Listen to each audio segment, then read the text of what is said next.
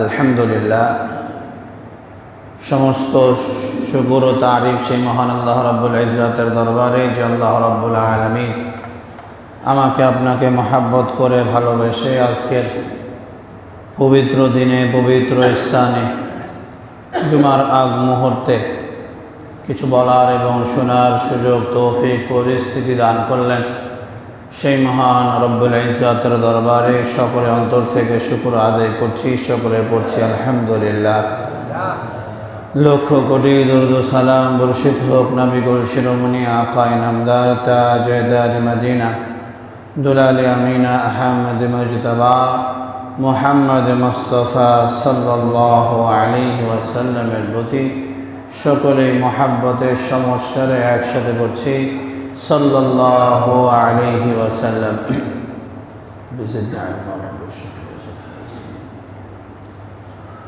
সম্মানিত উপস্থিতি, আজকে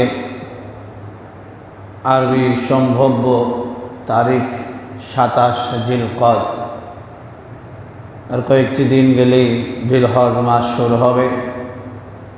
আল্লাহ রাব্বুল আলামিন যেই 4টি মাস সম্মানিত বলেছেন, এই 4টির মধ্যে আরেকটি হচ্ছে জিলহজ মাস। আল্লাহ রাব্বুল আলামিন কুরআন কারীমের মধ্যে বলেন, ইন্না ইদ্দাতাশ শুহুরি ইনদাল্লাহি 12 শাহরান ফি কিতাবিল্লাহ ইয়াওমা খালাকাস সামাওয়াতি ওয়াল আরদা মিনহা আরবাআতুন হুরুম। আল্লাহ রাব্বুল আলামিন বলেন, আমি পৃথিবী সৃষ্টি করার পর থেকে এই পৃথিবীর সময়টাকে 12 মাসে বিভক্ত করেছি। এর মাঝে 4টি মাসকে আরবাআতুন হুরুম, 4টি মাসকে সম্মানিত বলে ঘোষণা করেছে। রাসূলুল্লাহ সাল্লাল্লাহু আলাইহি ওয়াসাল্লাম হাদিস শরীফের মধ্যে বলেন, এই আল্লাহ রাব্বুল ইজ্জত যে 4টি মাসকে সম্মানিত বলেছে, এই 4টি মাসের মধ্যে শ্রেষ্ঠ হচ্ছে জিলহজ মাস। আল্লাহ রাসূল সাল্লাল্লাহু আলাইহি ওয়াসাল্লাম বুখারীর 969 নম্বর হাদিসের মধ্যে বলেন, মা মিন আইয়ামিন আমালুস সালিহু ফীহিন্না আহাব্বু ইলাল্লাহ মিন হাযিহিল আইয়াম আল আশর। আল্লাহ রাসূল সাল্লাল্লাহু আলাইহি ওয়াসাল্লাম বলেন, আল্লাহ রাব্বুল আলামিনের এই পৃথিবীতে দিনগুলোর মধ্যে সর্বোত্তম এবং সবচাইতে এই 10 দিনের ইবাদতকে আল্লাহ রাব্বুল আলামিন জিলহজ মাসের প্রথম 10 দিনের আমলকে আল্লাহ রাব্বুল আলামিন অত্যন্ত ভালোবাসেন।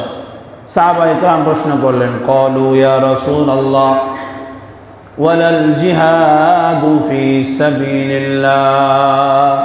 সাহাবায়ে কেরাম বললেন, ইয়া রাসূলুল্লাহ, এই দিনের আমল কি জিহাদের চাইতেও শ্রেষ্ঠ? জিহাদের চাইতেও কি এই দিনগুলোতে আমল করলে বেশি সওয়াব পাওয়া যাবে? আল্লাহ রাসূল বললেন, ফাকালা ওয়ালাল জিহাদু ফি সাবিলিল্লাহ ইল্লা রাজুলুন খারাজা বিনাফসিহি ওয়া মালিহি ফালাম ইয়ারজা মিন যালিকা বিশাই। আল্লাহ রাসূল সাল্লাল্লাহু আলাইহি ওয়াসাল্লাম বলেন, হ্যাঁ, এই 10টা দিন জিহাদে বের হওয়ার চাইতেও বেশি উত্তম, বেশি ইবাদত, বেশি আল্লাহ পছন্দ করেন এই 10 দিনের আমল। তবে আল্লাহ রাসূল বলেন, যেই ব্যক্তি খারাজা বিনাফসিহি ওয়া মালিহি ফালাম ইয়ারজা মিন যালিকা বিশাই, জিহাদে বের হয়েছে, তার জান এবং মাল সবটাই আল্লাহর রাস্তায় বিলীন হয়ে গিয়েছে, সেই ব্যক্তি ব্যতীত।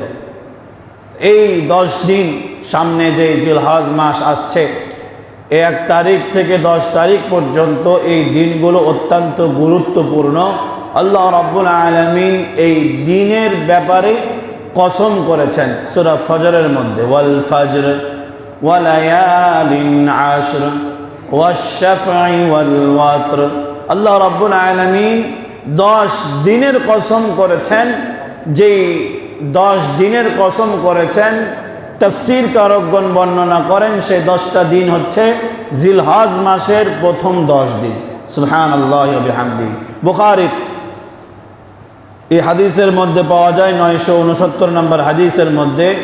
হাদিসের আরেক অংশ আফযলু আইয়ামুল আশর ইয়ানি আশরা যিল হিজ্জা। আল্লাহ রাসূল সাল্লাল্লাহু আলাইহি ওয়াসাল্লাম বলেন, উত্তম দিনগুলোর মধ্যে দিনের মধ্যে সর্বোত্তম দিন হচ্ছে জিলহজ মাসের প্রথম 10 দিন। আল্লাহ রাসূল সাল্লাল্লাহু আলাইহি ওয়াসাল্লাম বলেন, ইয়ানি আশরা যিল হিজ্জা, জিলহজ মাসের প্রথম 10 দিন হচ্ছে সর্বোত্তম সর্বশ্রেষ্ঠ দিনের মধ্যে। সুবহানাল্লাহি ওয়া বিহামদি। আল্লাহর নিকট এই 10 দিনের আমল অপেক্ষা অধিক প্রিয় আর কোনো বস্তু নাই। সুবহানাল্লাহি ওয়া বিহামদি। পূর্ববর্তী আলেমগণ আবু ওসমান নাহদি রাদিয়াল্লাহু রাহমাতুল্লাহি আলাইহি বলেন, আল্লাহ রাব্বুল আলামিনের কাছে পূর্ববর্তী যে জাতি ছিল তাদের কাছে 3টি দশকের অত্যন্ত মূল্য তাদের কাছে ছিল।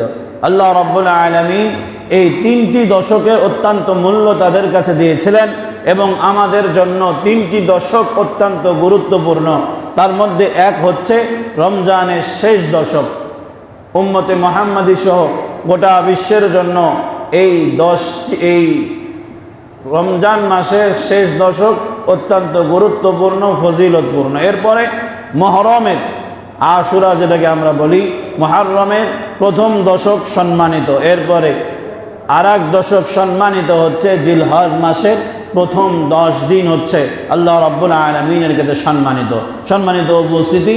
আনাস ইবনে মালিক রাদিয়াল্লাহু তাআলা আনহু বলেন যে এই দিনগুলোতে যারা ইবাদত করবে আল্লাহ রাব্বুল আলামিন তাদেরকে প্রতিদিন ইবাদত করার কারণে, আমল করার কারণে, একদিন আমল করার কারণে 1000 দিনের আমল করার সমান সওয়াব তাদের আমল নামায় লিখে দেন। ইমাম আওজাই বলেন, রোজা রেখে জিহাদ আর রাত্রেবেলা পাহারা দেয়া। কোনো ব্যক্তি সারাদিন রোজা রাখলো এবং সারা রাত্রি ইসলামিক কোনো রাষ্ট্র পাহারা দিল, এই পাহারা দিলে যে সওয়াব, এই দশকে প্রথম দশকে ইবাদত করলে সেই সমপরিমাণ সওয়াব আল্লাহ তার আমল নামায় লিখে দেন। সম্মানিত উপস্থিতি, এই 10টি দিন অত্যন্ত গুরুত্বপূর্ণ। সাহাবায়ে কেরাম সহ আইয়ামে জাহিলিয়াতের যুগেও জিলহজ মাসকে অত্যন্ত গুরুত্বের সাথে, সম্মানের সাথে দেখা হতো। কাফের মুশরিকেরাও এই 10টা দিনকে অত্যন্ত এই 4 মাসকে, জিলহজ মাসকেও সম্মান করতেন। সেই জায়গা থেকে আমাদের জন্য করণীয় এই মাসগুলোকে সম্মান করা। আল্লাহ রাব্বুল আলামিন বলেন, ইন্না ইদ্দাতাশ শুহুরি ইনদাল্লাহি 12 শাহরান ফি কিতাবিল্লাহ ইয়াওমা খালাকাস সামাওয়াতি ওয়াল আরদা মিনহা আরবা'তুন হুরুম যালিকাদ দীনুল কাইয়্যিম ফালা তাযলিমু ফীহিন্না আনফুসাকুম। আল্লাহ রাব্বুল আলামিন বলেন, আমি আল্লাহ এই 4টি মাসকে সম্মানিত বলে ঘোষণা করেছি। আল্লাহ বলে, ফালা তাযলিমু ফীহিন্না আনফুসাকুম। আল্লাহ বলে, তোমরা এই হারাম মাসে একে অপরের সাথে অথবা নিজের সাথে জুলুম করিও না। জুলুম অর্থাৎ অন্যকে কষ্ট দেওয়াই শুধু জুলুম নয়, নিজেকে কষ্ট দেওয়া জুলুম, গুনাহ করাটাও নিজের নফসকে কষ্ট দেওয়া জুলুমে শামিল হয়ে যায়। এজন্য এই মাসগুলোতে গুনাহ থেকে বেঁচে থাকা, সর্বোচ্চ নিজেকে নিরাপদ রাখা গুনাহ থেকে। আল্লাহ ঘোষণা করেছেন হারাম মাস, সম্মানিত মাস। এই সম্মানিত মাসে আমল করলে যেমন সওয়াব, গুনাহ করলেও একই। আমল করলে যেমন ডবল বেনিফিট পাওয়া যায়, গুনাহ করলেও ডবল বেনিফিট পাওয়া যায়। কথা কি বুঝাতে পেরেছি? আমরা শুধু আমলের মাসগুলোতে ভালো সাইডটাই দেখি যে এই কাজ করা যাচ্ছে, কিন্তু সেই বিষয়গুলো ভাবি না যে আল্লাহ এত সুযোগ দিয়ে রেখেছে, এই মাসগুলোতে গুনাহ করলে কি হবে। আল্লাহ রাব্বুল আলামিন সম্মানিত বলে ঘোষণা করলেন, আর আমি আপনি সেটাকে তুচ্ছ তাচ্ছিল্য করলাম, সেটাকে গুরুত্ব দিলাম না, তাহলে ওই নেকি করলে যে ডবল সওয়াব পাওয়া যেত, গুনাহ করলে ডবল গুনাহ হবে। এজন্য সর্বোচ্চ নিজেকে নিয়ন্ত্রণ রাখা, খেয়াল রাখা যে এই মাসগুলোতে যেন এই 10 দিন যেন, এই মাসগুলোতে যেন কোনো খারাপ কাজ না হয়ে যায়। সম্মানিত উপস্থিতি, এই আগামী জিলহজ মাসের যে 10টি দিন অত্যন্ত গুরুত্বপূর্ণ দিন, এই দিনগুলোতে আমাদের করণীয় কি, সংক্ষেপে সেই বিষয়গুলো নিয়ে আলোচনা ইনশাল্লাহ। এই জিলহজ মাসের প্রথম দশকে গুরুত্বপূর্ণ কিছু আমল রয়েছে। তার মধ্যে 1 নাম্বার হচ্ছে মুসলিম শরীফের 1977 নম্বর হাদিস। আল্লাহ রাসূল সাল্লাল্লাহু আলাইহি ওয়াসাল্লাম বলেন, যারা কোরবানি করবে, যারা কোরবানি দিবে এবং যারা কোরবানি দিবে না, এই সমস্ত ব্যক্তি যেন জিলহজ মাসের চাঁদ উঠার আগেই তাদের নখ চুল কেটে নেয়। জিলহজ মাসের চাঁদ উঠার পরে চুল নখ যেন না কাটে। এক সাহাবী আল্লাহ রাসূল সাল্লাল্লাহু আলাইহি ওয়াসাল্লামকে বললেন, ইয়া রাসূলুল্লাহ, আমার এই ধরনের একটা পশু আছে, কুরবানি দেওয়া যাবে কিনা? লম্বা ইতিহাস। আল্লাহ রাসূল সাল্লাল্লাহু আলাইহি ওয়াসাল্লাম সব শোনার পরে বললেন যে এই পশু কুরবানি দেওয়া যাবে না। সাহাবীর মন খারাপ, তাহলে তো আমি সওয়াব থেকে বঞ্চিত হয়ে যাব। আল্লাহ রাসূল সাল্লাল্লাহু আলাইহি ওয়াসাল্লাম বললেন যে তুমি যেহেতু কুরবানি দিতে পারছো না, জিলহজ মাসের 10 তারিখ তুমি তোমার নখ, তোমার চুল কাটবে, আল্লাহ কুরবানির সমপরিমাণ সওয়াব দিয়ে দেবে। একটা বিষয় চিন্তা করে দেখেন যে একজন ব্যক্তি ন্যূনতম হলেও তো বর্তমান যুগে 12, 13, 15 নিচে তো কুরবানির হয়ই না। তো এত টাকা খরচ করে সেই সওয়াব পেল। আর যার সামর্থ্য নাই সেই ব্যক্তি নিজের চুল নখ কাটলে কি নিজের কোনো ক্ষতি আছে? কোনো ক্ষতি নাই, বরং সৌন্দর্য বৃদ্ধি পায়। তো এই কাজ করার কারণে আল্লাহ সমপরিমাণ সওয়াব দিল। এর মানে আল্লাহ তার বান্দাকে কখনো চায় না যে তার বান্দা ক্ষতিগ্রস্ত হোক, তার বান্দা সওয়াব থেকে বঞ্চিত হোক, তার বান্দা জান্নাত থেকে বঞ্চিত হোক। আল্লাহ রাব্বুল আলামিন কিয়ামতের মাঠে বান্দাকে মাফ করার জন্য অজুহাত খুঁজে বেড়াবে। কি করলে বান্দা মাফ পেয়ে যাবে, এই বিষয়গুলো আল্লাহ খুঁটিয়ে খুঁটিয়ে দেখবে। তো এই আল্লাহ রাব্বুল আলামিন চায় বান্দা যেন মাফ পেয়ে যায়, কিন্তু আমরাও আল্লাহ যেই পরিমাণে যাচ্ছে বান্দা মাফ পেতে, আমরাও সেই পরিমাণে যাচ্ছি জাহান্নামে যেতে। আল্লাহ রাব্বুল আলামিন আমাদেরকে বুঝদান করুক। 1 জিলহজ মাসের চাঁদ উঠার আগেই নিজের প্রয়োজনীয় চুল নখ কেটে নেওয়া, জিলহজ মাসের চাঁদ উঠার পরে এরপরে ঈদের দিন চুল নখ কাটলে, কুরবানি দিলে যে সওয়াব, সেই সওয়াব পাওয়া যাবে। অন্য আর এক হাদিসের মধ্যে আছে যে আল্লাহ রাসূল সাল্লাল্লাহু আলাইহি ওয়াসাল্লাম এটাও বলেছেন, যে হাদিসটি নিয়ে বেশি আমাদের কিছু শ্রেণীর আলেম ওলামা বেশি কথাবার্তা বলার কারণে আমাদের ভুল বোঝাবুঝি হয়। যে আল্লাহ রাসূল বলেছেন, তোমরা যারা কুরবানি দিবে তারা চুল নখ কাটবে না, তারা ঈদের দিন অর্থাৎ জিলহজ মাসের 10 তারিখে চুল নখ কাটবে। এটাকে সামনে রেখে, সেই একটা হাদিসকেই সামনে রেখে আমাদের সামনে উপস্থাপন করা হয় যে যারা কুরবানি দিবে এরা চুল নখ কাটবে না, বাকি যারা কুরবানি দিবে না এরা চুল নখ কাটলে কাটতেও পারে। এরকম মাসালা আমি নাপিতের দোকানে শুনেছি, বুঝছেন এই হাদিস। যে আমি গিয়েছি চুল কাটার জন্য, বলে যে হুজুর আপনার কুরবানি আছে নাকি? বলতেন না। বুঝছেন এত তাড়াতাড়ি গিয়েছে, পরে দিবেন, পরে কাটবেন। তো কেন? বুঝছে যারা কুরবানি তার জন্যই শুধু চুলগুলো কাটা, আগে চাঁদ ওঠার পরে যাদের কুরবানি নেয় তাদের তো সমস্যা নাই, ওখানেও হাদিস পাওয়া যায়। বিষয় হচ্ছে যে যাদের আমাদের আছে এরা যদি সেই দিন আবার কাটি, ডবল সওয়াব। আর যাদের আমাদের কোরবানি নাই তারা আমরা সেই দিন ঈদের দিন চুল নখ কাটবো। হযরত আব্দুল্লাহ ইবনে ওমর রাদিয়াল্লাহু তাআলা আনহুমা, উনি একদিন রাস্তা দিয়ে যাচ্ছেন, জিলহজ মাসের চাঁদ ওঠার পরে একজন মহিলাকে দেখে যে সে তার বাচ্চাকে হলফ করছে, অর্থাৎ চুল কাটাচ্ছে অথবা নাড়া করছে কোনো একটা। তো হযরত আব্দুল্লাহ ইবনে ওমর রাদিয়াল্লাহু তাআলা আনহুমা ওই মহিলাকে বললেন যে এই সময় চুল কাটলে কিসের জন্য? এই চুলটা যদি এখন না কেটে জিলহজ মাসের 10 তারিখে কাটতে, অথবা ওই জিলহজ মাসের 10, 11, 12 এই 3 দিনের মধ্যে কাটতে, তাহলে কুরবানির সওয়াব পেয়ে যেতে। সুবহানাল্লাহি ওয়া বিহামদি। এই জায়গা থেকে আমরা এটাও পেলাম যে নিজেরাও তো কাটবো না, আমার যে সন্তান রয়েছে তাকেও এই সওয়াবের ভাগীদারি বানাবো। পারবো তো ইনশাআল্লাহ। আল্লাহ রাব্বুল আলামিন সহি বুঝদান করুক, সকলে বলছে আমিন। এটা শুধু যে মাসালাটি বললাম এটা শুধু পুরুষদের জন্য, মহিলাদের জন্য না মনে হয়, কি বলেন? সবার জন্যই। মহিলারা তো চুল আর কাটতে পারবে না, তবে নখ কাটবে ঈদের দিন, তারা তাদের নখ কাটবে। তাহলে আল্লাহ রাব্বুল আলামিন তাদেরকেও সমপরিমাণ সওয়াব দান করবে। গত জুমায় বলেছিলাম, আবার এই জুমায় বলছি, আমাদের সমাজে পুরুষেরা কুরবানি আদায় করে ফেলে। অধিকাংশ পরিবারে মহিলারা তাদের কোরবানি আদায় করে না। এজন্য বারবার মানে আবেদন থাকবে, যাদের স্ত্রীর সম পরিমাণ সম্পদ রয়েছে তাদের পক্ষ থেকে কোরবানি দিয়ে দেওয়া, নচেত গুনার ভাগীদার হবেন। এরপরে আসি দ্বিতীয় নাম্বার, জিলহজ মাসে 9টি রোজা। আবু দাউদ শরীফের 2437 নম্বর হাদিস, আল্লাহ রাসূল সাল্লাল্লাহু আলাইহি ওয়াসাল্লামের হাদিসের পাওয়া যায় যে আল্লাহ রাসূল সাল্লাল্লাহু আলাইহি ওয়াসাল্লাম জিলহজ মাসের 1 তারিখ থেকে নিয়ে 9 তারিখ পর্যন্ত টানা রোজা রাখতেন। সুবহানাল্লাহি ওয়া বিহামদিহি। আল্লাহ রাসূল সাল্লাল্লাহু আলাইহি ওয়াসাল্লামের আরেকটি হাদিস পাওয়া যায় নাসাই শরীফের 2415 নম্বর হাদিস, আল্লাহ রাসূল সাল্লাল্লাহু আলাইহি ওয়াসাল্লাম তার জীবদ্দশায় 4টি আমল কখনো ছাড়েন নাই।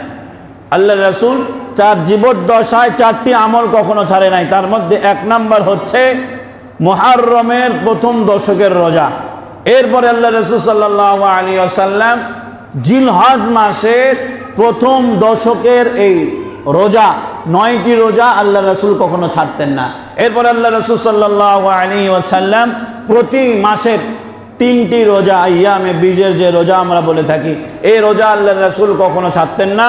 4 নাম্বার, আল্লাহ রাসূল সাল্লাল্লাহু আলাইহি ওয়াসাল্লাম ফজরের নামাজের আগে যে 2 রাকাত সুন্নাত রয়েছে, এই সুন্নাত কখনো ছাড়তেন না। এই সুন্নাতের পরে পাওয়া যায় এইরকম যে এই সুন্নাত নামাজের পরে কোনো ব্যক্তি যদি ফজরের 2 রাকাত সুন্নাত নামাজের পরে কোনো ব্যক্তি যদি আল্লাহর কাছে দোয়া করে, সে দোয়া কবুল হয়ে যায়। এবং এই সুন্নাতের এই ফজিলত বলা হয় যে এই সুন্নাত নামাজ আদায়ের পরে ফজরের নামাজ, ধরেন যে আজান হয়েছে আধা ঘন্টা আগে, ওই আজানের পরে 2 রাকাত সুন্নাত পড়েছেন, মুহাদ্দিসিনগণ বলেন সুন্নাতের পরে ওই ফজরের নামাজের আগ পর্যন্ত এই মাঝখানে আর কোনো নফল নামাজ না পড়া, এই মাঝখানে এই বসে থাকাটাই হচ্ছে উত্তম একটি কাজ। বান্দা যতক্ষণ বসে থাকবে তার আমলনামায় নামাজের সওয়াব লেখা হয়। সর্বোত্তম হচ্ছে যারা ফজরের নামাজ আমরা আদায় করি, বাড়ি থেকে সুন্নাত নামাজ আদায় করে এরপরে বের হয়। আল্লাহ রাসূল সাল্লাল্লাহু আলাইহি ওয়াসাল্লামের জীবদ্দশায় আম্মা জান আয়েশা রাদিয়াল্লাহু তাআলা আনহা বলেন যে আমি আল্লাহ রাসূলকে দেখেছি নামাজের আগের সুন্নাত এবং নামাজের পরের সুন্নাত সর্বদা উনি তার নিজের কক্ষে, নিজের ঘরের মধ্যে আদায় করতেন। আল্লাহ রাসূল সাল্লাল্লাহু আলাইহি ওয়াসাল্লাম একবার এক জায়গায় কোনো কাজে সফরে গিয়েছেন, মাগরিবের নামাজের পরে সাহাবা ইকরামদেরকে দেখছেন যে সাহাবা ইকরাম মসজিদের মধ্যে সুন্নাত নামাজ আদায় করছে। আল্লাহ রাসূল সাল্লাল্লাহু আলাইহি ওয়াসাল্লাম সাহাবা ইকরামদেরকে বললেন, এটা কিসের নামাজ তোমরা আদায় করছো? সাহাবা ইকরাম বললেন, ইয়া রাসূলুল্লাহ, মাগরিবের সুন্নাত আদায় করছে। আল্লাহ রাসূল বললেন, এইটা তো মসজিদের নামাজ নয়, সুন্নাত হচ্ছে বাসার নামাজ। বর্তমান যুগে আমাদের বাড়িতে আমরা নামাজ না পড়ে আজকে আমাদের ঘরগুলো অন্ধকার হয়ে গেছে। ওই ঘরের মধ্যে কোনো বরকত নাই, এত ইনকাম করে তবুও ওই ঘরের মধ্যে কোনো বরকত নাই, কোনো রহমত নাই, কোনো শান্তি নাই। তার একটি কারণ যে আমরা আমাদের গৃহগুলোকে, আমাদের বাড়িগুলোকে মরণ রূপে একটা ঘর, মৃত ঘর বানিয়ে ফেলেছি। আল্লাহ রাব্বুল আলামিন আমাদেরকে সহি বুঝ দান করুক, সকলে বলছে আমিন। এরপরে মাঝখান যেহেতু মনে পড়লো, ফরজ নামাজের পরে কোনো ব্যক্তি সালাম ফিরানোর পরে সে ওই জায়গাতে যতক্ষণ বসে থাকে, রহমতের ফেরেশতারা তার মাগফিরাতের জন্য আল্লাহর কাছে দোয়া করতে থাকে। শয়তান দেখবেন যেই কাজে বেশি বরকত সেই কাজে আমাদের গণ্ডগোল। ওই যে কিছুদিন আগে শুনছিলাম যে হলো মানে আমাদের বাঙালিদেরকে দিয়ে বোঝাচ্ছিল যে বাদামের নাকি যে উপরে যে আবরণটা আছে এটাতে নাকি আরো বেশি ভিটামিন, এরকম আমি জানি না, এখন ডাক্তাররা ভালো জানে, মানে শুনছিলাম এরকম। বলছে যে বাদামের যে উপরের পাতলা আবরণটা, এটা ফেলার চাইতে খেয়ে নেওয়া সবচাইতে ভালো, এটাতে আরো বেশি ভিটামিন রয়েছে। কিন্তু আমরা বাঙালিরা ওটাকে সুন্দর করে তুই ওটা খাওয়া যাবে না। তো আমাদের দেখেন শয়তান কি রকম, যে আমাদের একটা অভ্যাস আছে, ফরজ নামাজের পরে কোনোই কাজ নাই, সালাম ফিরানোর পরে পিছনে যে 2 কিলোমিটার দূরে বসে। কেন বসে নিজেও জানে না, আছে না? আমরা সবাই কিন্তু ভুক্তভোগী রোগী। ফজর মানে ফরজ নামাজগুলো আদায় হয়ে গেল, ইমাম সাহেব সালাম ফিরিয়ে দিল, উঠে যে 2 কিলোমিটার দূরে বসে দোয়া করেই কিন্তু যাচ্ছে। ওই কেন উঠলো নিজেও জানে না, আমরা নিজেরাও জানি না, কিন্তু উঠাচ্ছে কে? শয়তান। যে তুই বসে থাকবি যতক্ষণ, ততক্ষণ তোর ফেরেশতারা আল্লাহর কাছে দোয়া করবে মাগফিরাতের জন্য।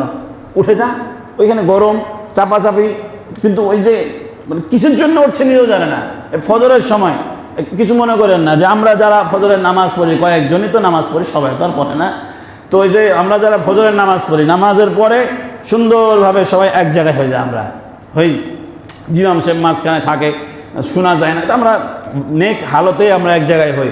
কিন্তু ওই জায়গায় বসে থাকলে, নামাজের পরে ওই জায়গায় বসে থাকা, যতক্ষণ আমরা বসে থাকবো ততক্ষণ কি বলে মাগফিরাতের ফেরেশতারা আল্লাহর কাছে মাগফিরাতের জন্য আমার আপনার জন্য দোয়া করতে থাকে। সুবহানাল্লাহি ওয়া বিহামদি। দুঃখ আর পরিতাপের বিষয়, আমাদের সমাজে যারা শুকুর আলী আছে, শুক্রবারে নামাজ পড়ে শুধু, এখনো তারা মসজিদে আসে নাই, তারা মসজিদে কিছুক্ষণ পরে আসবে, যখন দেখবে যে নামাজ শেষ অবস্থা। আবার আরেকটা গ্রুপ আছে খুতবার পরে ঢোকে, এটা খুব বেশি চালাক, কেন আমাদের উপরে মাইক দেওয়া থাকে। ওরে খুতবা মানে কি? আরবি খুতবা। আরবি খুতবা শেষ হওয়ার পরে এরা মসজিদে ঢোকে, সালাম ফিরানোর পরে, সালাম কোনো রকম হওয়ার পরে বাস, মানে একদিকে সালাম আর একদিকে সালাম দিয়ে বাস ঘাটা ধরল। তো এই মানুষগুলোর ব্যাপারে এরকম আমি আবার চিন্তা করেছি যে ম্যাক্সিমাম ক্ষেত্রে দেখা যায় যে অধিকাংশ মানুষ আমাদের মুসলমানদের অবস্থা, সে কোনোদিন কায়দা পড়েনি, সে কোনোদিন কোরআন পড়েনি, সে কোনোদিন তাফসীরের কিতাব পড়েনি, সে কোনোদিন বুখারী শরীফ পড়েনি, তার সূরা ফাতিহা মুখস্থ নাই, তার আত্তাহিয়াত মুখস্থ নাই, তার দুরূদ শরীফ মুখস্থ নাই, তার দোয়া কুনুত মুখস্থ নাই, তার সূরা ইখলাস, সূরা কাউসার কোনো কিছুই মুখস্থ নাই। নামাজে দাঁড়িয়ে আবার মুখ লড়ায়, কি বলে? কথা বলছেন না? আছে না এরকম মুসল্লি আমাদের? নামাজে দাঁড়িয়ে মুখ লাড়ে, কি বলে আল্লাহ জানে। আবার সালাম ফিরানোর পরে মনে হয় যে কাবা শরীফ দেখতে বলে, আসসালামু আলাইকুম রহমতুল্লাহ, আসসালামু আলাইকুম রহমতুল্লাহ, দিক দিয়ে দৌড়। তো এই মুসলমান জাহান নামে যাবে না তো জাহান নামে যাবে কে? এটা বলেন। আমাদের অবস্থা যে নামাজে দাঁড়ালো বাস এমনি তো কিছু জানে না, আবার মুখ লড়াচ্ছে, মানে আল্লাহকে একটা দেখাচ্ছে যে বলুন শুনতে পাচ্ছে না, ইমাম সাহেব শুনতে পাচ্ছে না, আল্লাহ শুনতে পাচ্ছে না। যাই হোক, সেটা আল্লাহর সাথে মুআমালাত আল্লাহর কাছে বুঝে নেবেন। নামাজের পরে কোনো তাসবিহ নাই, কোনো তাহালিল নাই, সপ্তাহে একটা দিন এসে আবার সঙ্গে সঙ্গে চলে যাওয়া, মানে ওদের আল্লাহর কাছে কোনো চাওয়া নাই, আল্লাহর কাছে কোনো অভিযোগ নাই। ওরাই বলে যে মরলে ক্যাথার বালিশ। আল্লাহ রাব্বুল আলামিন আমাদেরকে সঠিক বুঝ দান করুক, সকলে বলছে আমিন। মাঝখানে বলছিলাম আলোচনা অন্যদিক যেহেতু চলে গিয়েছে, জুমার দিন আরেকটি গুরুত্বপূর্ণ ফজিলতের সময় হচ্ছে আরবি খুতবা যখন চলে, 2 খুতবা, ইমাম সাহেব এক আরবি খুতবা দিল, এরপরে যখন ইমাম সাহেব বসে, এই সময়টুকুতে বান্দা যা আল্লাহর কাছে দোয়া করে সে দোয়া কবুল হয়ে যায়। তবে কারা? যারা বাইরে থেকে মাইকের আওয়াজ শুনে ওখান থেকে বসে থেকে জিকির করবে তারা, যারা আমরা বসে থেকে শ্রবণ করব, এই মাঝখানে যারা দোয়া করব তাদের দোয়া কবুল হয়ে যায়। আমার ওস্তাদ আমাদেরকে আমলটা এই ব্যাপারে বলেছিলেন, তো উনি বলেছিলেন যে আমি এই আমল যতবার করেছি ততবারই আমার দোয়া কবুল হয়েছে। সুবহানাল্লাহি ওয়া বিহামদিহি। এই জন্য খুতবা চলাকালীন ফুসফাস করা যাবে, কথা বলা যাবে না। কি বলেন? আরবি খুতবা চলাকালীন ফুসফাস করা যাবে, কথা বলা যাবে না। কথা ঠিক কিনা? বুঝে এসছে আলহামদুলিল্লাহ। খুতবা চলাকালীন কেউ যদি কথা বলে তাকেও নিষেধ করা যাবে না, কিন্তু আফসোস হচ্ছে যে যুবকদেরকে এই মাসালা আপনি বুঝাতেই পারবেন না। ওরা আসবে, এসে হিলান দিয়ে বসবে, অনেকে হিলান দিয়ে বসে আছেন, উঠে গেল, আসবে এসে হিলান দিয়ে বসবে, এরপরে যখন খুতবা চলবে তখনও গল্প করবে, তখন তো আর কিছু বুঝতে পারছে না, তাহলে একটু গল্প করেই নি, কি এমন আর আছে। ওই সময়ে গল্প না করা, নীরব চুপ থাকা, এবং খুতবার মাঝখানে ইমাম সাহেব যখন বসে তখন মনোযোগের সাথে আল্লাহর কাছে বান্দা যা দোয়া করে আল্লাহ সে দোয়া কবুল করে নেয়। সুবহানাল্লাহি ওয়া বিহামদিহি। সম্মানিত উপস্থিতি, এই জিলহজ মাসের 3য় নাম্বার আমাদের আমল হচ্ছে মুসলিম শরীফের 1162 নম্বর হাদিস, আল্লাহ রাসূল সাল্লাল্লাহু আলাইহি ওয়াসাল্লাম জিলহজ মাসের 1 পর্যন্ত টানা রোজা রাখতেন। আমরা আমাদের 3য় করণীয় মুসলিম শরীফের 1162 নম্বর হাদিস, আল্লাহ রাসূল 1 থেকে 9 তারিখ পর্যন্ত রোজা রাখতেন। আমাদের জিলহজ মাসের 3য় আমল, 3য় কার্যক্রম এরকম যেন হয় যে আমরাও এই 9টা দিন রোজা রাখবো। পারবো তো ইনশাআল্লাহ? আল্লাহ রাব্বুল আলামিন কবুল করুক। এরপরে 4 নম্বর করণীয়, 4 নম্বর আমাদের আমল হচ্ছে তাসবিহ বেশি বেশি পাঠ করা। এই জিলহজ মাসে অতিরিক্ত তাসবিহ তাহলিল পাঠ করা। আল্লাহ রাসূল সাল্লাল্লাহু আলাইহি ওয়াসাল্লাম সাহাবা ইকরামদেরকেও শিক্ষা দিয়েছেন বেশি বেশি তাসবিহ পাঠ করা, যেমন সুবহানাল্লাহ, আলহামদুলিল্লাহ, লা ইলাহা ইল্লাল্লাহ, আল্লাহু আকবার। আল্লাহ রাব্বুল আলামিন কোরআনের মধ্যে বলেন, আল্লাযীনা ইয়াযকুরুনাল্লাহা কিয়ামান ওয়া কুউদান ওয়া আলা জুনুবিহিম।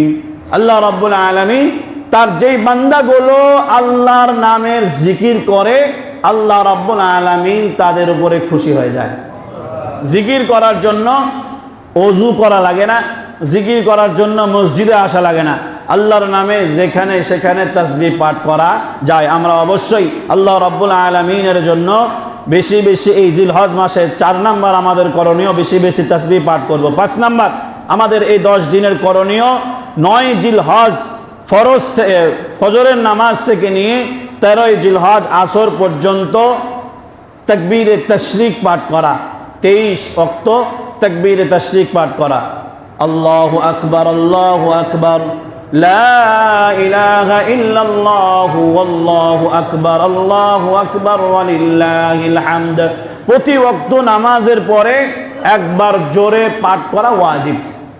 এই কয়েকদিন আমার আপনার যদি নামাজ কাজা হয়ে যায় এবং এই কয়েকদিনের ভিতরেই যদি সেই কাজাকৃত নামাজ আদায় করি, তাহলে যখন ধরেন যে আসরের নামাজ আমার কাজা হয়ে গিয়েছে, এই আসরের নামাজ যদি আমি 13 তারিখের আগে আদায় করি, তাহলে কাজা নামাজ আদায় করার পরে এই কাজাকৃত তাসবিহ পাঠ করা লাগবে। বুঝতে পেরেছি? মানে এটা ওয়াজিব। এই ওয়াজিব ছুটে যাওয়ার কারণে পরে যখন আমি ওই ওয়াক্ত নামাজ কাজা উঠাবো, তখন ওই কাজার সাথে এই তাকবীরে তাশরিকটাও পাঠ করে নেব। এই আমাদের জিলহজ মাসের 5 নাম্বার করণীয়। এরপরে হচ্ছে 6 নাম্বার, 10 জিলহজ কুরবানি। আল্লাহ রাব্বুল আলামিন যাদেরকে সামর্থ্য দিয়েছে তারা এই 10 জিলহজ কুরবানি দিবে। আল্লাহ রাব্বুল আলামিনের পয়গম্বর মুহাম্মদুর রাসূলুল্লাহ সাল্লাল্লাহু আলাইহি ওয়াসাল্লাম বলেন, যারা মুহাব্বত করে আল্লাহকে খুশি করার জন্য কুরবানি দেয়, লা ইয়ানালুল্লাহা লুহুমুহা ওয়ালা দিমাউহা ওয়ালাকিন ইয়ানালুহুত তাকওয়া মিনকুম। আল্লাহ রাব্বুল আলামিন বলে, বান্দা তোমাদের কুরবানির গোশত, রক্ত, চামড়া আমার কাছে কিছুই আসে না। বান্দা তুমি যেই কুরবানি দাও, তোমার মনের অবস্থা আমি আল্লাহ যাচাই করি। আমি আল্লাহ তোমার তাকওয়ার ভিত্তিতে তোমার জীবনের গুনাহ মাফ করে দে। আল্লাহ রাসূল সাল্লাল্লাহু আলাইহি ওয়াসাল্লাম বলেন, যে ব্যক্তি যে পশু কুরবানি দেয়, সেই পশুর শরীরে যত পশম আছে, আল্লাহ রাব্বুল আলামিন প্রত্যেকটা পশমের বিনিময়ে তারে সওয়াব দিয়ে দেয়। কুরবানি দেওয়ার ক্ষেত্রে আল্লাহ রাব্বুল আলামিন সামর্থ্য দিয়েছে কুরবানি দেওয়া, তবে কুরবানিটা যেন এই হিসাবে না হয় প্রতি বছর দিই, এই বছর না দিলে মানুষ কি বলবে, এরকম দেয় না? বলার সময় এখন মনের হালত কি জানি না, আপনারা হয়তো দেন কি জানি না, মানে বলেন কি বলেন না জানি না। আমি আমার কথা বলছি, আমার পরিবারে আমার আব্বা আম্মা যখন কুরবানি আসে তখন বলে, গতবারও এইবারও এখনও ফোন আসেনি যে কুরবানি তো দেওয়াই লাগবে, প্রতি বছরই দিই, তো এবছর তো হাতের অবস্থা খারাপ, তুই কিছু দিয়ে পাঠা। তাহলে মানুষ কি বলবে? কারণ ওদেরকে তো আর বলতে পারছি না, এখানে নাই, এই জন্য বলতে পারছি। সামনাসামনি বললে খেপে ফায়ার হয়ে যাবে। তোমার মানুষ কি বলবে যে প্রতি বছর কোরবানি দিয়ে বছর না দিলে উমুকের বাড়িতে গোস্ত দিয়ে পাঠায়, উমুকের বাড়িতে গোস্ত দিয়ে পাঠায়। ওরা তো তাকিয়ে থাকে যে উমুকের বাড়ি থেকে আমার বাড়িতে গোস্ত আসবে, আসলো না, তখন কি মনে করবে? আল্লাহর সাথে কোনো সম্পর্ক নেই। এরকম আমাদের কারো নিয়াত না, শুধু আমার বাপেরই আছে, বাকি সবাই ভালো আলহামদুলিল্লাহ। তো এই যে আমাদের সমাজে আমরা এইরকম একটা অবস্থা আমাদের হয়ে গেছে যে প্রতি বছর দিই, এই বছর না দিলে কি হবে, এই নিয়াতে 100 কুরবানি দিলেও একটাও সওয়াব পাওয়া যাবে না। কুরবানি হওয়া লাগবে ঠিক ইব্রাহিম আলাইহিস সালাতু ওয়াস সালাম তার সন্তানকে কুরবানি দিয়েছে, তার কলিজার টুকরা সন্তানকে সেই কুরবানি দিয়েছে, সেই কুরবানি আল্লাহ কবুল করেছে। আল্লাহ যাকে যতটুকু সম্পদ দিয়েছে, এই সম্পদ থেকে এমন ভাবে কুরবানি দেওয়া যে আমি কুরবানি দিয়েছি এটা যেন বোঝা যায়, সম্পদের মধ্যে যেন কিছুটা হলেও আঁচ আসে, তাহলে তার কুরবানি হবে। কথাটা কি বুঝাতে পেরেছি? এখন যেই ব্যক্তি 5 কোটি টাকার মালিক, এই ব্যক্তিও যদি 10,000 টাকা ভাগা দেয়, তাহলে কি আর বলেন তো কুরবানি আর কুরবানির মতো হলো? আল্লাহ রাব্বুল আলামিন বলেন, লান তানালুল বিররা হাত্তা তুনফিকু মিম্মা তুহিব্বুন। আল্লাহ রাব্বুল আলামিন বলে, ওই ব্যক্তি ততক্ষণ পর্যন্ত আমার কাছে প্রিয় হতে পারবে না যতক্ষণ পর্যন্ত সে না তার প্রিয় বস্তুকে আমার জন্য, আল্লাহর জন্য দান করবে, কুরবানি করবে। যে ব্যক্তি তার নিজের প্রিয় বস্তু আমার জন্য, আল্লাহর জন্য কুরবানি করবে, দান করবে, আল্লাহ বলে সেই বান্দাকে আমি মহাব্বত করি, সেই ব্যক্তি আমার প্রিয় হয়ে যায়।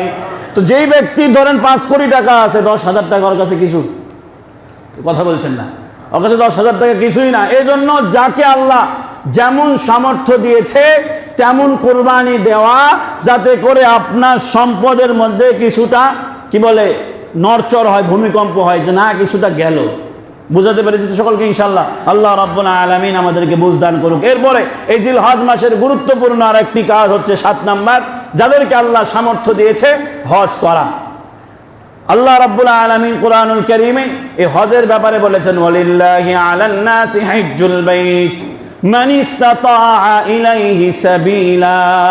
আল্লাহ বলেন, যারে আমি আল্লাহ সম্পদ দিয়েছি, যে ব্যক্তি ওই ঘরে যেয়ে এবং আসতে পারবে এবং যাওয়ার পরে তার পরিবার সুন্দরভাবে চলতে পারবে, তারা যেন হজ করে। জিলহজ মাসের আরেকটি গুরুত্বপূর্ণ কাজ হচ্ছে হজ করা। এরপরে 8 নাম্বার হচ্ছে আমার আপনার জন্য করণীয় এই 10টা দিন বেশি বেশি তওবা করা। আল্লাহ রাসূল সাল্লাল্লাহু আলাইহি ওয়াসাল্লাম কুরআনুল কারীমের মধ্যে বলেন, ফাকুলতু আস্তাগফিরু রাব্বাকুম ইন্নাহু কানা গাফফারা ইউরসিলিস সামাআ আলাইকুম মিদরারা ওয়া ইউমদিদকুম বিআমওয়ালিন ওয়া বানিন ওয়া ইয়াজআল লাকুম জান্নাতিন ওয়া ইয়াজআল লাকুম আনহারা। বান্দা, তুমি যদি আল্লাহ রাব্বুল আলামিনের কাছে তওবা করো, তোমার যদি সন্তান না থাকে আমি আল্লাহ তোমার সন্তান দিয়ে দেব। এই জায়গায় তাফসীর কারকগণ ঘোষণা করেছেন, মানে যেই বান্দার যা নাই সে আল্লাহর কাছে যদি বারবার তওবা করে, বারবার ক্ষমা চায়, আল্লাহ রাব্বুল আলামিন তার তওবার বদৌলতে তার যা প্রয়োজন তারে তা দান করে দেবে।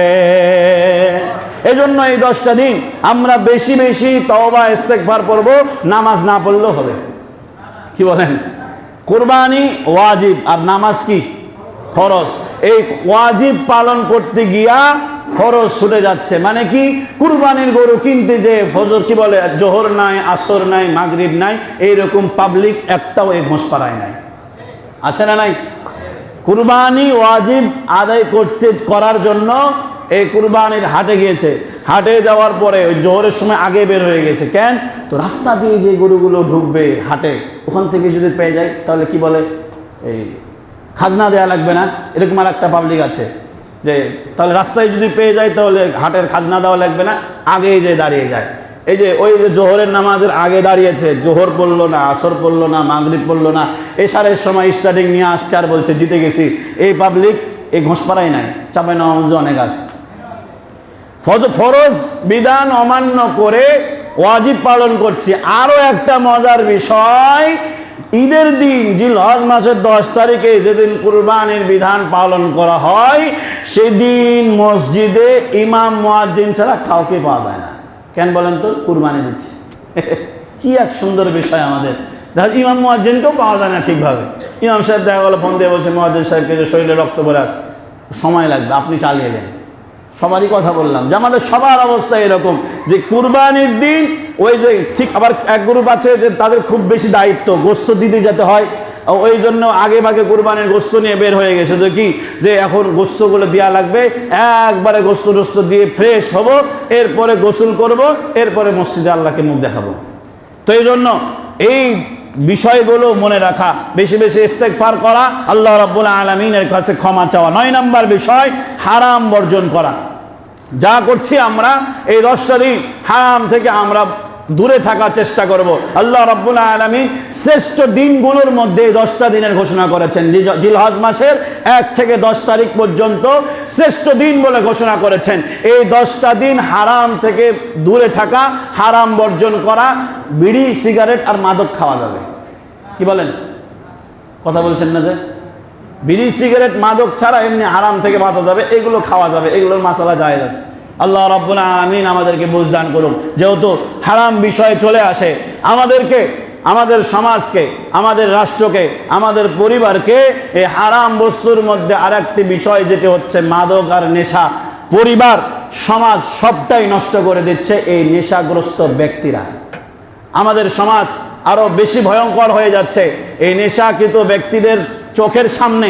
তারা আর কিছুই দেখে না, তারা যখন নেশা করে তারা নিজেদেরকেও চেনে না। আমরা কিছুদিন আগে এরকম একটা সংবাদ দেখেছি যে নেশা করে স্ত্রীকে মেরে ফেলেছে, নিজের সন্তান, 2টা সন্তান মনে হয় কি 3টা সন্তান শুয়েছিল ঘুমন্ত অবস্থায়, তাদেরকে মেরে ফেলেছে।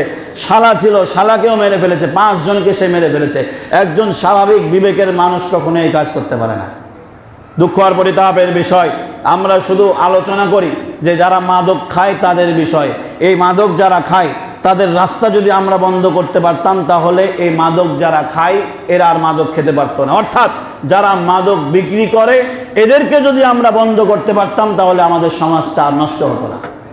দুঃখ আর পরিতাপের বিষয়, যেহেতু আলোচনা আসলো মাঝখান দিয়ে না টানলে হয় না। আমাদের শাহ আলম ভাই, সবার মুখেই শোনা যাচ্ছে নেশা করার কারণেই আত্মহত্যা করেছে। যদি নেশার কারণেই সে আত্মহত্যা করে থাকে, তাহলে এই নেশার কারণে যে আত্মহত্যা করেছে, তার আত্মহত্যার পিছনে যারা তাকে নেশা ধরিয়েছে, তাকে যারা নেশা দিয়েছে এবং তাকে যারা সহযোগিতা করেছে, তারা সবাই এই দোষের আসামি। কথা বলেন ঠিক কিনা? অনেক ব্যক্তি আপনারা আছেন খুব ভালো মানুষ, আলহামদুলিল্লাহ, আপনাদের এই বিষয়টাকে অনেক সাপোর্ট করি। কিন্তু সমাজে কিছু মানুষ আছে, সে জানে যে তারে আমি টাকা দিলেই এখন গিয়ে সে আবার নেশা করবে, তবুও যারা দেয় তারাও এই দোষের সামিল রয়েছে।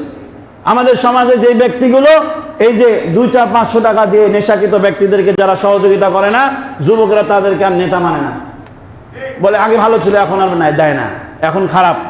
এখন কেন খারাপ? ওই যে পিকনিকের নাম দিয়ে গায়ে তো মাখিয়ে নেন না, আমাকে বসিয়েছেন এই চেয়ারে বলার জন্যে, বেতন দিয়ে রেখেছেন বলার জন্যে। এখন আপনারা ওই পিকনিকের নাম দিয়ে, কি বলে, একটা বনভোজনের নাম দিয়ে যার তার কাছ থেকে টাকা নিয়ে এসে ওই রাত্রিবেলা আমার নেশা করছেন, এই আপনাকে সহযোগিতা করছে না, ওই জন্য নেতা মানছেন না। ওই ব্যক্তির আপনাকে না দেওয়ার ক্ষেত্রে, 1 টাকা না দেওয়ার ক্ষেত্রে আল্লাহর কাছে হিসাব দিতে হবে না। যারা দিয়েছে তাদেরকে আল্লাহর কাছে হিসাব দেওয়া লাগবে। আমাদের সমাজ, আমাদের এই অত্র এলাকা খুব ঝুঁকির মধ্যে রয়েছে, খুব বড় ঝুঁকির মধ্যে রয়েছে। বিশেষ করে যারা মাদক খাচ্ছেন আর যারা মাদক বিক্রি করছেন, মনে রাখবেন আপনার কারণে যে পরিবার, আপনার কারণে যে ব্যক্তি ধ্বংস হয়েছে, তার রিভার্স, তার প্রতিশোধ আল্লাহ রাব্বুল আলামিন নিজেই নেবে। আপনি অন্যের সন্তানকে নষ্ট করেছেন, আল্লাহ আপনার সন্তানকেও নষ্ট করবে। কথা কি ভুল বলেছে? এর মধ্যে এরকম মনে করেন না যে যারা সিগারেট বিক্রি করছেন তারা বেঁচে যাবেন। সিগারেটও যারা বিক্রি করছেন, মনে রাখবেন ওই সিগারেট থেকে উপার্জিত যে আপনার টাকা আসছে, মিলিয়ে নেন, 1000 গুণে মিলিয়ে নেবেন। এখন হাতে চোখে আঙ্গুল দিয়ে দেখালে তখন বলবেন যে হুজুর একটু বেশি বাড়াবাড়ি করে ফেললো। মিলিয়ে নেবেন, আপনি যে উপার্জন করেছেন এর চাইতেও বেশি আল্লাহ আপনার কাছ থেকে নিয়েছে। কথা কি ভুল বলেছি? ছেলে মেয়ে দেখা যাবে যে হঠাৎ অসুস্থ, ছেলে মেয়ে ভালো ছাত্র কিন্তু পরীক্ষায় গিয়ে পারে না, এরকম অসংখ্য অগণিত নজির আছে। তো এই জন্য যে হারাম পথে আপনি উপার্জন করছেন, ওই 2-4-20 টাকার সিগারেট না বিক্রি করলে আপনি না খেয়ে মরবেন না।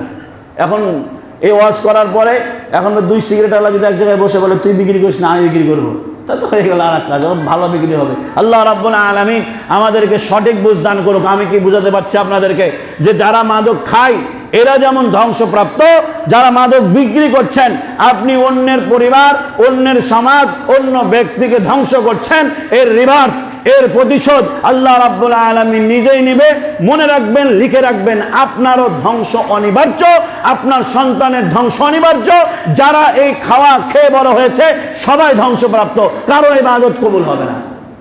আগের যুগে তো এরকম পাওয়া যেত যে আলেম ওলামারা হাত তুললেই দোয়া কবুল হয়ে যেত। আমাদের দোয়া কবুল হয় না কেন? ওই যে মসজিদের চাঁদা সুদ করে দেয়, দেয় না, দেয় না গো, ওরা ফেরেস্তা, সবাই ফেরেস্তা।